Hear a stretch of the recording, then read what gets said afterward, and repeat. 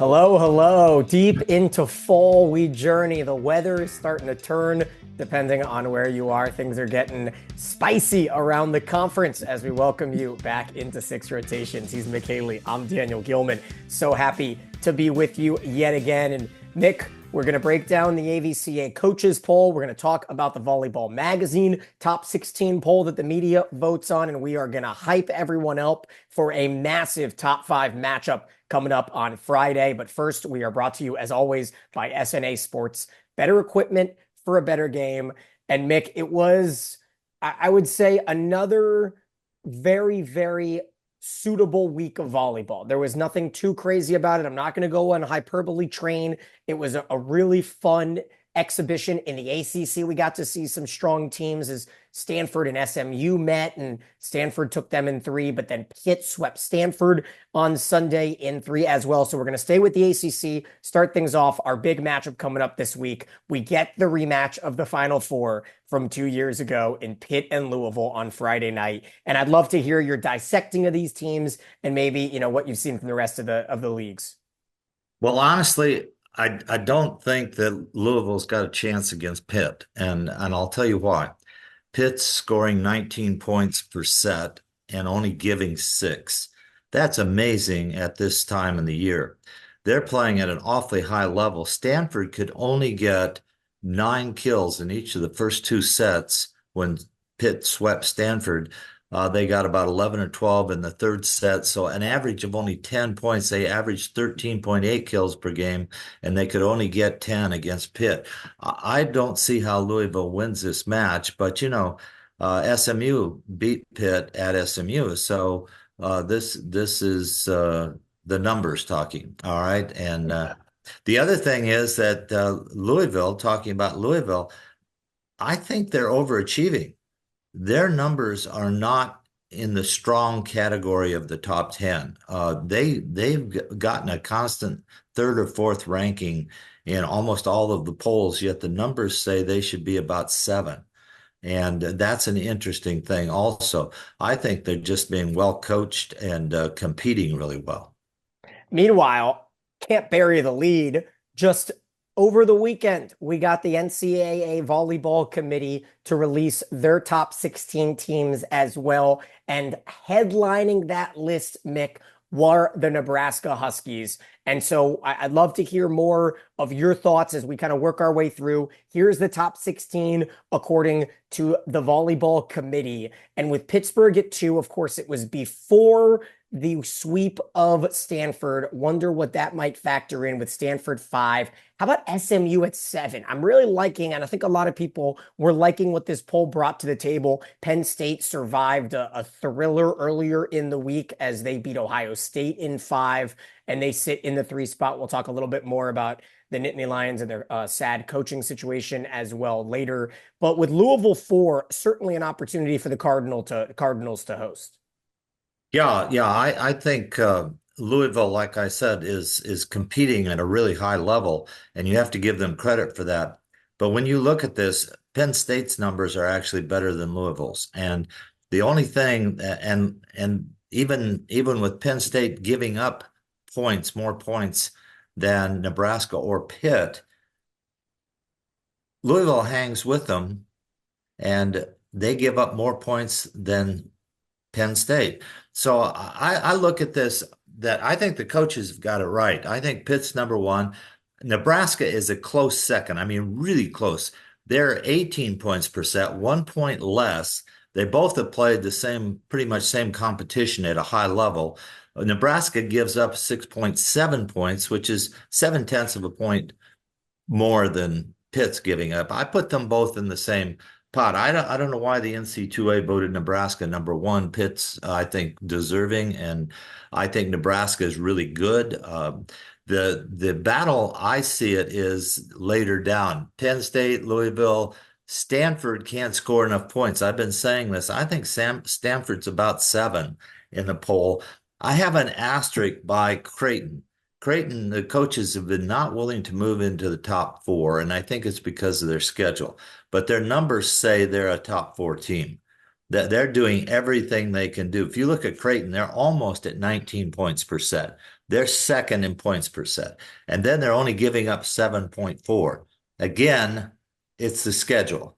So Creighton's going to hang around 5, but they're a team that could get there because they have the talent. I agree with everything you said there. I think that it's not as much a competition between 1 and 2 because it's not as important. The difference between being the number 1 overall seed and being the number 2 overall seed, you are not going to lose out on much if you're the 1 versus the 2. Meanwhile, the 4 versus the 5, that's where we can start locking in. Because if Louisville can't beat Pitt, and Creighton continues to play this dominant game, I agree. I think Creighton deserves to be in that 4 spot. I like, the Penn State, Pittsburgh, Nebraska in that top 3 area. Penn State's got a tough week ahead, though. They've got to go to UCLA late on Thursday and then 11 p.m. Eastern on Saturday night on Big Ten Network at USC as Penn State, as we mentioned, their head coach and in just a heartbreaking announcement over the last couple days, as well as Katie Shoemaker-Cawley announces she has breast cancer and will be battling through that. And so I'm not quite sure the stage or the levels of which she's going to be coaching. So hopefully she can continue to get out there on the sideline. But we know, as we follow sports and as incredible sports can be, a story like this needs everyone's attention, but also can always bring a little extra out of the players, hopefully, that can kind of play behind, especially during, October and Breast Cancer Awareness Month, and all the Dig Pink matches. But as we kind of move on through the polls, Mick, I want to talk about the coaches poll now. And we look at the coaches poll. Pitt is in the number 1 spot. Same top 5 to follow, including the 6, 7, and 8. Where do you feel in the Wisconsin versus Kansas versus Purdue, that whole hodgepodge? Oregon drops just out there, just on the outside looking in. Wisconsin beat Oregon in 4 sets and then a comeback win over Michigan. Where are you feeling the Badgers sit? I think the Badgers are 5. The numbers say the Badgers are 5. They're being penalized for such a rocky start in the first 4 weeks, but their numbers are sufficient for a 5 ranking, and they're going to challenge for a top 4 spot. I think the coaches just haven't recognized them sneaking up. Sarah Franklin keeps producing. They keep switching a couple players back and forth. Their freshman setter keeps getting better, and they've got talent. So I think you're looking at Wisconsin at 5. And like I said, I think Stanford's down at 7, maybe. I think Kansas is lower. I think Purdue is higher. If you look at Purdue's numbers, even though they're having trouble, they're like Stanford. They're pretty strong left side only, and they're in the games all the time. I think Purdue is a top 6, top 7 team for sure. I don't see Kansas being there right now, even though they've beaten Purdue at Kansas. I think that's good. And then Texas is a mystery. I watched Texas again this weekend. Their whole team is playing well except for their star, Skinner. And you say, well, how is that? She got 15 kills on Friday. She got another 12 or 13 kills on Sunday. But her errors are amazing. The rest of the Texas team has got their errors down now. They're at about only 7 or 8 errors per set, but they could be down lower in 6. And if Skinner starts really reducing her errors and continues her production, then the whole Texas team gets better immensely and quick. So I've got them at like 6 or 7 in there. They're going to challenge. But boy, think about the committee's responsibility of hosting and getting those top 4 seeds and where you have to go. This is going to be, coaches are going to be staying up late at night on pins and needles trying to figure this out and the committee also. And right in that vein, coming up on Saturday, and it all ties into this awesome month that Big Ten volleyball is having, starting last weekend with a tremendous showcase on NBC. Nebraska beat Ohio State on Saturday afternoon in 3 sets, the first college volleyball match ever to be on NBC. That is no small feat. It is not similar to how Fox is able to just throw one on because they have a deal to put games on FS1. NBC does not have anything like that. So they have to go out of their way to package a few of these games NBC is not affiliated with the Big Ten Conference. That's a Fox entity. And so it was a huge showcase. We're coming up on a big one, though. Nebraska, Ohio State. I'm sure they got great numbers. We haven't been able to see them yet. But we get Wisconsin, Purdue, Mick, and this is going to be a 3:30 Saturday afternoon NBC first serve. You guys have to watch this at home. It's one of those that we have to get the whole community around because it's going to compete with college football right up mano a mano, the same way that Nebraska, Ohio State did. But we don't have the Nebraska fan base to try to get the numbers pumped up. Where do you feel Wisconsin and Purdue match up? Purdue has had such a wild season. They survived 5 sets against UCLA last week. They swept Indiana, breaking the new conference record with over 14,000 fans in Mackey. But we've seen them kind of choke in the 5-setter against Minnesota, in the 5-setter against Nebraska. Their offense has been there, but then something happens and then they just don't win against the Huskers. So you got subplots. You've got two Ball State guys going at each other. Yep. And that is they'll shake hands, they'll smile, and then they'll go over there and grind their teeth and say, "Come on, we got to win this. We got to win this match." Did you say Ball State or Bald State? No, I said Ball State. You could get a Bald State coaching triumvirate here, but Throw Skinner in there, yeah. Yeah, you got them all. They're all shaving down. But this match is interesting because can Purdue's two left sides handle Shrek on the right side? I'm sure they'll play Shrek opposite and not in the middle in this match. I agree. But that's all something that Sheffield could do. He can move Shrek back and forth between middle and opposite. And that, if they can take one of the left side's points away, then somebody else for Purdue, a third hitter, either a middle going off of 1 foot or a right side, has got to score, or Franklin will win this match for Wisconsin. And I think Shondell will start thinking about moving his left sides in and out to cause some problems for the right side blockers and try to get them more area to hit into. But that might increase errors also. I think Purdue and Wisconsin are both serving at an amazingly high level on low error. So they match up really well stat-wise, and they're not far apart stat-wise. So this is going to be a great game to watch, and it's going to be a game of which team competes best, which team is patient in critical situations, and which coaches are steady all the time. So it'll be fun.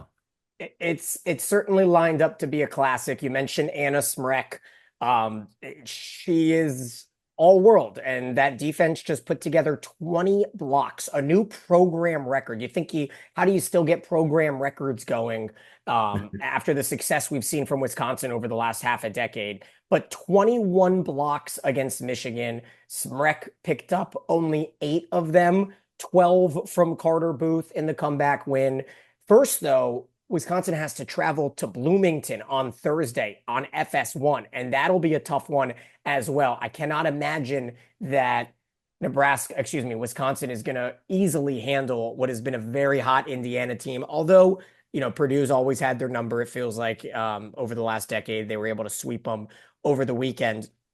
Meanwhile, Mick, let's get to the rest of our rankings. I want to see 11 through 25 here because you see Oregon. They're just on that outside. I mentioned them earlier. They didn't quite put up a huge showing against Wisconsin. They lost in 4. I'm a little bit out on the Ducks, and the travel is certainly has to continue to kind of factor in here in the later portion of the season. And they really only have one attacker that's carrying that team. And if Mimi can't go some night, they're in real trouble in scoring. So I think you roll the dice with them. You roll the dice with SMU when they play on the road. Arizona State has silently been sneaking in the hunt here. They don't show you great stats. They don't show you anything. They're just consistent. They play hard. They continue to get better. Kentucky's in the same ballpark as a lot of these teams. They can't score enough points either. They have one go-to youngster out there, sophomore, and she's really getting the heat put on her. So they kind of fly with her. Georgia Tech, this is hot and cold, hot and cold, hot and cold. And if they play, watch out. And if they don't, USC is getting better. you would expect them to beat Maryland and Rutgers traveling to the West Coast, but they had 3-0 sweeps Yeah. on both of those. That's not easy. Maryland has always been hard to play at. Rutgers also, both those teams compete, so that's a difficult one. And then you throw in TCU. The one team I haven't mentioned so far, though, is Minnesota. And I just think if they get their other left side back all at once, they push for the top 10 because they have the talent to play in the top 10, but they need the other arm. They need the left side that's injured to get back in to go with Hansen. And then I think they can play at a really high level. So that's a kind of a question mark. And then here we got Florida State in and out, in and out, in and out. They've got the talent. Florida State, you don't want to draw Florida State in the tournament. First and second round, they could be a game changer for a couple of teams. So that whole group, Daniel, I don't know where you put them. And I throw Dayton into that group. None of the coaches are giving Dayton much of a chance, but The fans either. The fans hate yeah, Dayton. I'll tell you that in our I've comments. heard from people that have watched them that they're playing at an extremely high level. Too bad they aren't getting enough television, but I'm going to make sure that I put an asterisk by getting them on a streaming service and watching because I want to see what they're doing. They tell me they're really efficient, and I'm sorry that Ohio State match got canceled because of high humidity and floor problems because Dayton and Ohio State might have given us some semblance of what Dayton can do against a Big Ten team. So that's just a lost opportunity.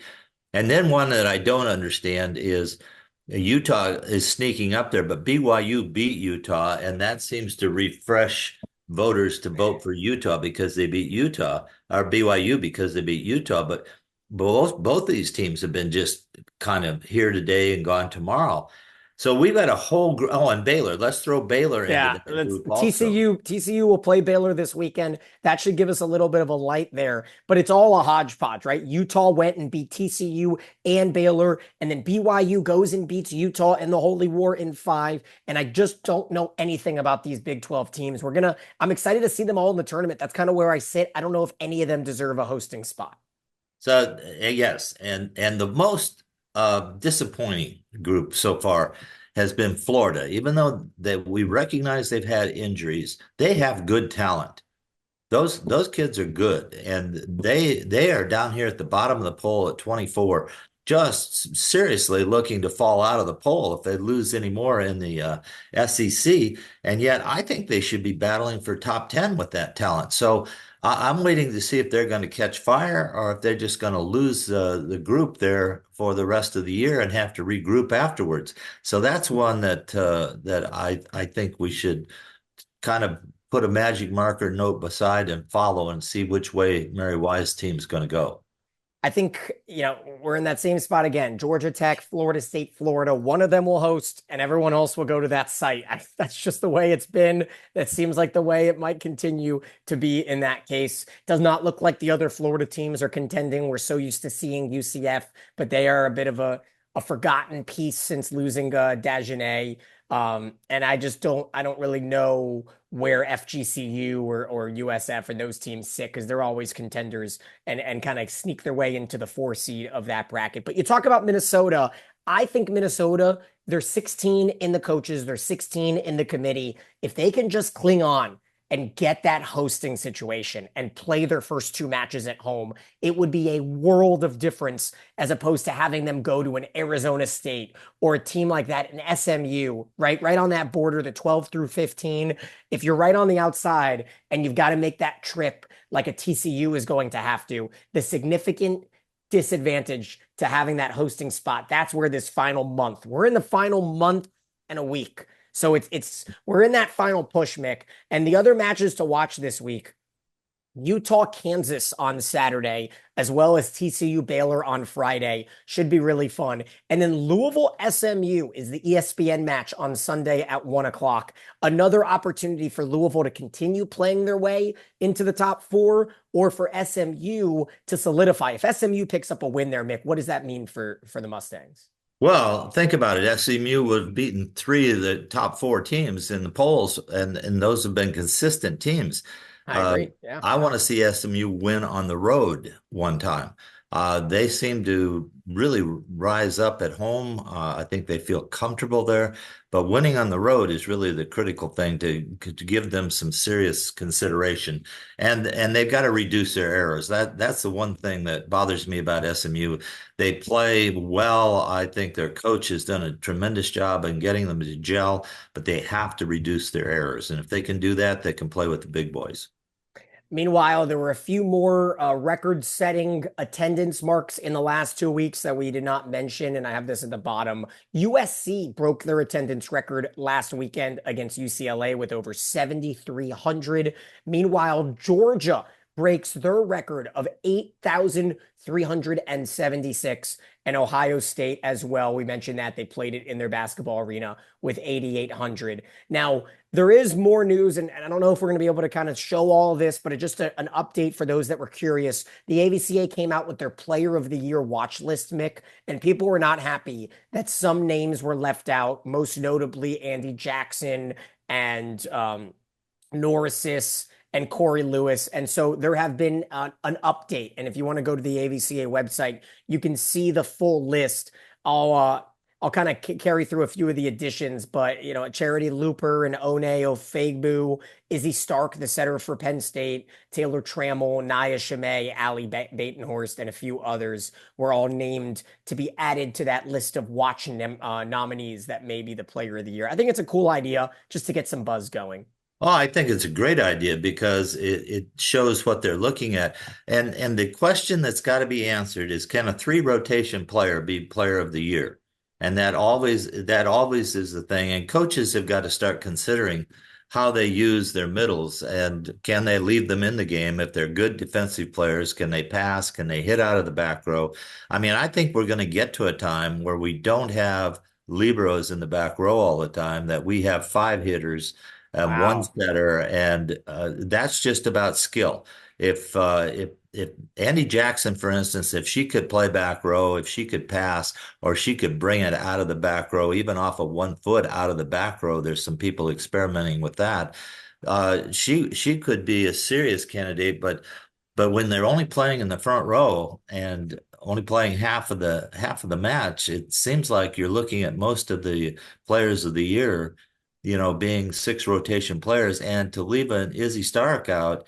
If Penn State gets in that top four, I mean, Izzy Stark's got to be looked at as one of the reasons why they're there. I mean, without question in my mind. Madison Lilly, the last setter to win the Player of the Year award. So lastly, we wrap things up by looking at the media top 16 that Mick and I both vote on. Kentucky drops out. TCU worked their way in. Pitt grabbed 8 of the 12 first place votes. Where do you feel about the differences now? Now that we have the committee looking at it, a lot of similarities. SMU on the outside of the top 10, though. The media doesn't quite like what we've seen from the Mustangs. I've got him at 7, so clearly I'm not one of those people. Yeah, I think that might be a little high for me just because of their numbers, but you can't downplay the fact that they've beaten both Nebraska and Pitt, and probably And they gave them their swept first Nebraska. They their swept first Nebraska. first losses. So the kids can play there. There's no question about that. I think they deserve to be in that top group. I think it's interesting on how close the polls are and how far apart we are on the second 10 or 15 teams, because just like Auburn was making a move and oops, they lose 2 this weekend. I mean, Yeah. to not rank people, it's that kind of stuff that just drives you crazy if you're doing the poll. So what I think we look at now, and I will do this for next week's show, is I'm going to look at the first half stats in each conference of these teams, not their whole year. So we'll discount the first 4 weeks. We'll only look at the last 5 weeks, and then we'll see if the numbers have changed or if that gives us any insight on who's hot and who's improving. And that's where Nebraska made this biggest move last year. They weren't scoring well right up until the last week of the season, but they were doing really well defensively. They were winning with their defense. This year they've increased their offense. Now, what are they going to improve on? I don't know where Pitt improves, to tell you the truth. 19 points per set and only 6 gives. Mick, their outside is hitting 390. I mean, Yeah. Stafford, no, everyone's talking Babcock. It's Babcock world, as deserving. Her aces per set are out of this world. She's got 17 kills and a sweep over Stanford. Tori Stafford is hitting 390 as an outside. It is a really fun experience to watch Pitt. I cannot believe this match on Friday. We sit here on Monday afternoon. This match on Friday is still on ACC Network Extra. It is streaming only to watch Pitt-Louisville on a Friday night in October. So if that doesn't get bumped up to ACC Network, there's got to be a football game blocking it or something. It is extremely disappointing. Not something that I'm going to go out of my way to ruffle feathers, but hopefully some fans are willing to do it. I will certainly retweet it if there is enough commotion about Pitt. And Pitt has had issues in the past when it comes to their streaming schedules. And I remember there was a tournament with Tennessee a few years ago that wasn't aired at all. Ohio State, Pitt, and Tennessee. I remember that. But just a frustration point. Meanwhile, we talk about Auburn dropping out. UNC jumps into the poll for the first time since 2017. They're 7-1 in the ACC and an RPI darling. And we'll dive a little bit more into the RPI as the season goes on. But Mick, as we sit here now, Pitt, Louisville, and then Louisville, SMU will be very telling. Utah, Kansas, TCU, Baylor, and then of course Wisconsin, Purdue on NBC Saturday afternoon at 3:30. Any other match that I'm missing that you Yeah, have an eye on? I would throw in the Texas A&M match because A&M always rises up to go after the Longhorns, and Jamie Morrison's group needs a big win to refocus that team and get them in the hunt. So I think that match might be worth watching because you're just going to have the building filled with Aggies and Longhorns, and it's an age-old thing that they just go after each other. Yeah, that should be a lot of fun. And, it's, of course, go figure. Texas comes to the SEC and it becomes an off year for the conference, right? Like we don't really get that weekly top matchup for Texas because of how disappointing Kentucky and Florida have been here in conference play. But hopefully we can rev things up and see if there's a resurgence of the SEC here in the last month. Well, we thank you guys so much for joining us yet again. Tune in again next week. Subscribe and share. He's Mick. I'm Daniel, and this is Six Rotations.